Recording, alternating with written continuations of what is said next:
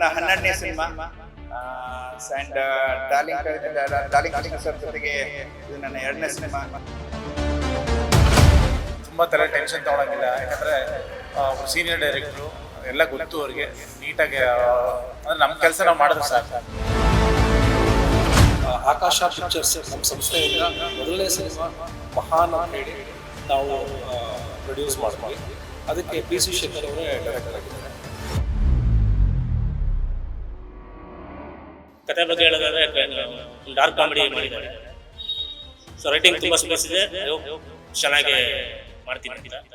ಇದು ನನ್ನ 12ನೇ cinema and Darling Krishna sir ಜೊತೆಗೆ ಇದು ನನ್ನ 2ನೇ ಸಿನಿಮಾ. ಯಾಕಂದರೆ ಪ್ರೀವಿಯಸ್ ಸಿನಿಮಾ ಲವ್ ಬರ್ಡ್ಸ್ ನೀವೆಲ್ಲ ನೋಡಿರ್ತೀರ.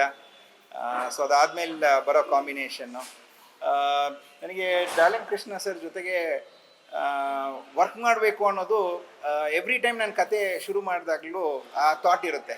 ಯಾಕಂದರೆ ಒಬ್ಬ ಡೈರೆಕ್ಟ್ರಿಗೆ ಒಬ್ಬ ಆರ್ಟಿಸ್ಟ್ ಎಷ್ಟು ಕನ್ವೀನಿಯೆಂಟ್ ಆಗಿದ್ದಾರೆ ಅನ್ನೋದೇ ಫಸ್ಟ್ ಇಂಪಾರ್ಟೆಂಟ್ ಆಗುತ್ತೆ. ಅದರಲ್ಲಿ ಡಾರ್ಲಿಂಗ್ ಕೃಷ್ಣ ಸರ್ ಯಾವಾಗಲೂ ಟಾಪಲ್ಲಿ ಇರ್ತಾರೆ. ಸೊ ನಾನು ಯಾವುದೇ ಕತೆ ಬರೆದಾಗ ಫಸ್ಟ್ ಆಪ್ಷನ್ನು ಕೃಷ್ಣ ಸರ್ ಅಂತಲೇ ಇರುತ್ತೆ. ಈ ಥರ ನಾನು ಆ್ಯಂಡ್ ತುಂಬ ಒಂದು ಕ್ಲೋಸ್ ಫ್ರೆಂಡ್ ಆಗಿದ್ದೀವಿ. ಸೊ ಆ ಥರ ಮೀಟ್ ಮಾಡಿದಾಗ ನರೇಟ್ ಮಾಡಿದ ಕತೆ ಅಂತಲೇ ಹೇಳ್ಬೋದು. ಸೊ ಈ cinema previous love bird cinema ಥರ ರೊಮ್ಯಾಂಟಿಕ್ ಸಿನಿಮಾ ಅಲ್ಲ, ಇದು ಒಂದು ಕಮರ್ಷಿಯಲ್ ಎಂಟರ್ಟೈನ್ಮೆಂಟ್ ಥ್ರಿಲ್ಲರ್ ಸಿನಿಮಾ ಅಂತಲೇ ಹೇಳ್ಬೋದು. ತುಂಬ ಖುಷಿ ಆಗ್ತಿದೆ ದಟ್ ನಾನು ಡಾರ್ಲಿಂಗ್ ಕೃಷ್ಣ ಸರ್ ಜೊತೆಗೆ ವರ್ಕ್ ಮಾಡ್ತಿರೋದು. ಆ್ಯಂಡ್ ಸೊ ಈಗ ಜಸ್ಟ್ ಸ್ಟಾರ್ಟ್ ಮಾಡಿದ್ದೀವಿ ಆ್ಯಂಡ್ ವೆರಿ ಸೂನ್ ಒಂದೊಂದು ಕಾಸ್ಟು ಕ್ರೂ ಎಲ್ಲನೂ ನಾವು ಕಾಸ್ಟ್ ಮಾಡ್ದಂಗೆ ಇನ್ಫಾರ್ಮೇಷನ್ ಕೊಡ್ತಾ ಬರ್ತಿರ್ತೀವಿ. ಒಂದು ಆ್ಯಂಡ್ ಎರಡನೇದಾಗಿ ಪ್ರೊಡ್ಯೂಸರ್ ಪ್ರಕಾಶ್ ಬುದ್ದೂರ್ ಸರ್ ಬಗ್ಗೆ ನಾನು ಹೇಳಬೇಕು. ಯಾಕಂದರೆ ಈಗಲೇ ನಾನು ಇದು ಅವ್ರ ಜೊತೆಗೆ ನಾನು ಮಾಡ್ತಿರೋದು 2ನೇ ಸಿನಿಮಾ. ಯಾಕಂದರೆ ಇದಕ್ಕೆ ಮುಂಚೆ ನಾನು ಮಾಡ್ತಿರೋ ಸಿನಿಮಾ ಮಹಾನ್ ಅಂತ, Vijaya Raghavendra sir Shivanna sir combination cinema ಅದು.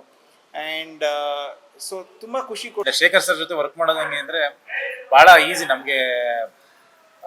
ತುಂಬ ತಲೆ ಟೆನ್ಷನ್ ತೊಗೊಳಂಗಿಲ್ಲ, ಯಾಕಂದರೆ ಒಬ್ರು ಸೀನಿಯರ್ ಡೈರೆಕ್ಟ್ರು ಎಲ್ಲ ಗೊತ್ತು ಅವ್ರಿಗೆ ನೀಟಾಗಿ, ಅಂದರೆ ನಮ್ಮ ಕೆಲಸ ನಾವು ಮಾಡಿದ್ರೆ ಸಾಕು. ಒಂದು ಆ್ಯಕ್ಟ್ ಮಾಡಿಬಿಟ್ಟು ಹೋದ್ರೆ ಸಾಕು, ಅವ್ರೇನು ಕತೆ ಹೇಳ್ತಾರೆ ಅದನ್ನು ಮಾಡ್ಕೊಂಡು ಹೋಗ್ತಾರೆ.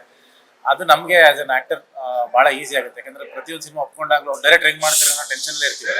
ಸೊ ಯಾವಾಗ ಡೈರೆಕ್ಟ್ರುಗಳು ಅವ್ರವ್ರ ಕೆಲಸ ನೀಟಾಗಿ ಮಾಡ್ತಾರೆ ಅಂತ ಒಂದು ನಂಬಿಕೆ ನಮ್ಗೆ ಬಂದ್ಬಿಡುತ್ತೆ. ಸೊ ನಮ್ಗೆ ಅರ್ಧ ಟೆನ್ಷನ್ ಅಲ್ಲೇ ಕಮ್ಮಿ ಆಗುತ್ತೆ. ಸೊ ಇವರು ಶೇಖರ್ ಸರ್ ಅದರಲ್ಲೊಬ್ರು, ನಮ್ಮ ಶಶಾಂಕ್ ಸರ್ ಆಗ್ಬೋದು, ಶೇಖರ್ ಸರ್ ಆಗ್ಬೋದು. ಸೊ ನಂಗೆ ಆ ಕಂಫರ್ಟ್ ಇದೆ, ಓಕೆ ಅವ್ರು ಮಾಡ್ತಾರೆ, ಚೆನ್ನಾಗಿ ಮಾಡ್ತಾರೆ ಅನ್ನೋ ನಂಬಿಕೆಯಲ್ಲಿ ಮಾಡ್ಬಿಡ್ತೀವಿ. ಆ್ಯಂಡ್ ಅದೇ ರೀತಿ ಸತಿ ಒಂದು ಬೇರೆ ಜಾನರ್ ತೊಗೊಂಬಂದಿದ್ದಾರೆ. ಅಂದರೆ ಅವರು ಮಾಡಿಲ್ಲ ಅದನ್ನು, ನಾನು ಮಾಡಿಲ್ಲ. ಒಂದು ಡಾರ್ಕ್ ಕಾಮಿಡಿ, ಒಂದು ಥ್ರಿಲ್ಲರ್. ಸೊ ಈ ಒಂದು ಬ್ಯಾಕ್ ಡ್ರಾಪಲ್ಲಿ ಬರೋಂಥ ಒಂದು ಕತೆ. ಆ್ಯಂಡ್ ಅದಕ್ಕೆ ನಮ್ಮ ಪ್ರಕಾಶ್ ಸರ್ ಬಂದು ಪ್ರೊಡ್ಯೂಸ್ ಮಾಡ್ತಾ ಇದ್ದಾರೆ.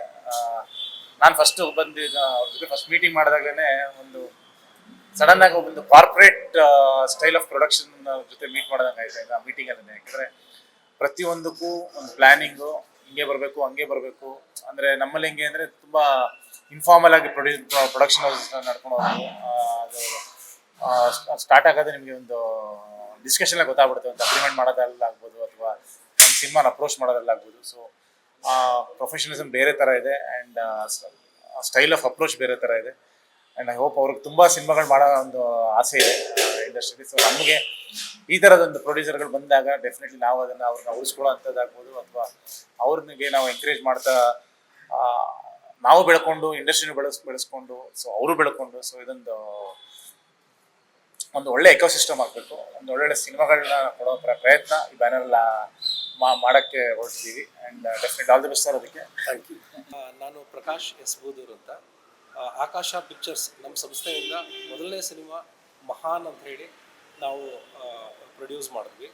ಅದಕ್ಕೆ ಪಿ ಸಿ ಶೇಖರ್ ಅವರೇ ಡೈರೆಕ್ಟರ್ ಆಗಿದ್ದಾರೆ.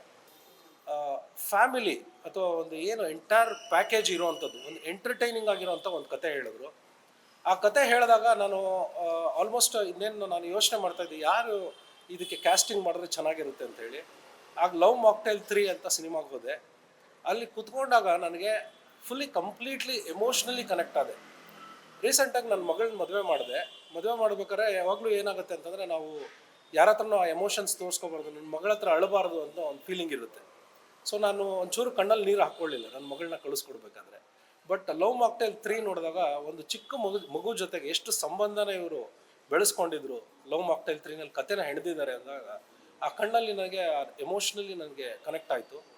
ಸೊ ಈ ಕತೆ ಹೇಳಿದಾಗ ನನಗೆ ಅನಿಸ್ತು, ಓಕೆ, ಡಾರ್ಲಿಂಗ್ ಕೃಷ್ಣ ಅವರೇ ಇದಕ್ಕೆ ಈ ಕತೆಗೆ ಸೂಕ್ತವಾದ ಹೀರೋ ಆಗ್ತಾರೆ.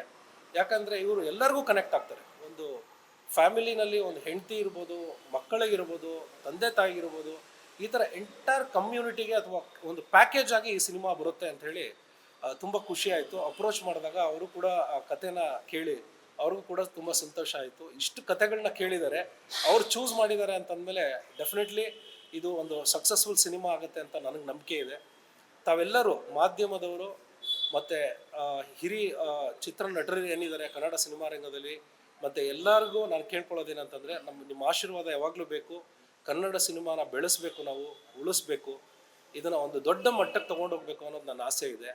ತಮ್ಮೆಲ್ಲರ ಆಶೀರ್ವಾದ ನನಗೆ ಬೇಕು. ಮತ್ತು ನಾನು ಪ್ರಶಾಂತ್ ರಾಜಪ್ಪ, ಈಗಾಗಲೇ ಸರ್ ಹೇಳಿದಾಗೆ ಸರ್ ಹತ್ರ ಫಸ್ಟ್ ಅಸಿಸ್ಟೆಂಟ್ ಡೈರೆಕ್ಟರಾಗಿ ನಾನು ಸಿನಿಮಾ ಜರ್ನಿನ ಶುರು ಮಾಡಿದ್ದು, ಮತ್ತು ಗುರುಪ್ರಸಾದ್ ಅವ್ರ ಜೊತೆ. ಅದಾದ ನಂತರ ರೈಟಿಂಗಲ್ಲಿ ಒಂದಿಷ್ಟು ಸಿನಿಮಾಗಳು ಕೆಲಸ ಮಾಡಿದ್ದೀನಿ. ಸರ್ ಜೊತೆ ಮತ್ತೆ ಆಸ್ ಎ ರೈಟ್ರಾಗಿ ಈ ಹಿಂದೆ ನಾನು ಒಂದು ಲವ್ ಬರ್ಡ್ಸ್ ಅನ್ನೋ ಸಿನಿಮಾನು ವರ್ಕ್ ಮಾಡಿದೆ. ಈಗ ಈ ಸಿನಿಮಾ ಕತೆ ಬಗ್ಗೆ ಹೇಳೋದಾದರೆ ಒಂದು ಡಾರ್ಕ್ ಕಾಮಿಡಿ ಮಾಡಿದ್ದಾರೆ. ರೈಟಿಂಗ್ ತುಂಬ ಸ್ಪೇಸ್ ಇದೆ. ಐ ಹೋಪ್ ಚೆನ್ನಾಗೇ ಮಾಡ್ತೀನಿ ಅಂತ.